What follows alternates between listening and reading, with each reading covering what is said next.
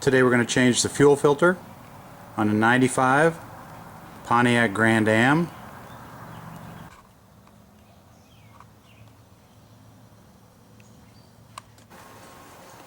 This is the fuel filter. On one side a threaded fitting, on the other side a quick disconnect. And if you can see there, what you're going to want to do is squeeze that together and then it will pop out. So reach up in there,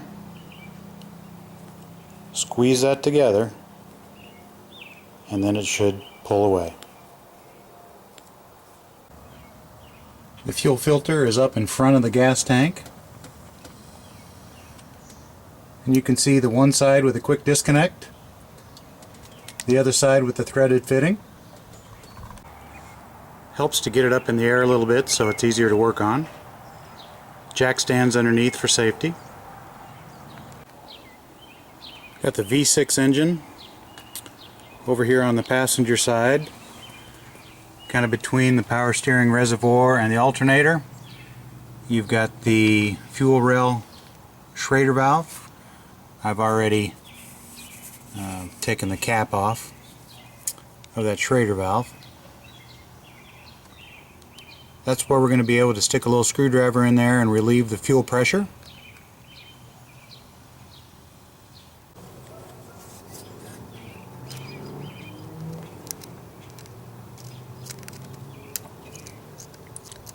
Push that in, relieve the pressure. I'm going to loosen the threaded side first, slowly relieve any pressure before I pop off the quick disconnect. I've got a 5/8 inch wrench and a 20mm wrench up there. I do have a flare nut wrench, but it didn't seem to want to fit on there, but a flare nut wrench would be the best idea for the nut that stays with the car. Okay, I've got that fitting loose and kind of pull it away a little bit, and there is some fuel in the filter, of course. It's going to drain out. Get that drained out.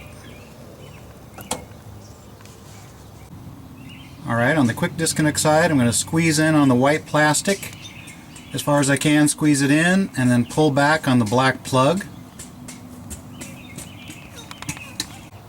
Once you have the threaded side undone, you can pull the filter out of the holder up there, and you can get a little bit better angle at this quick disconnect.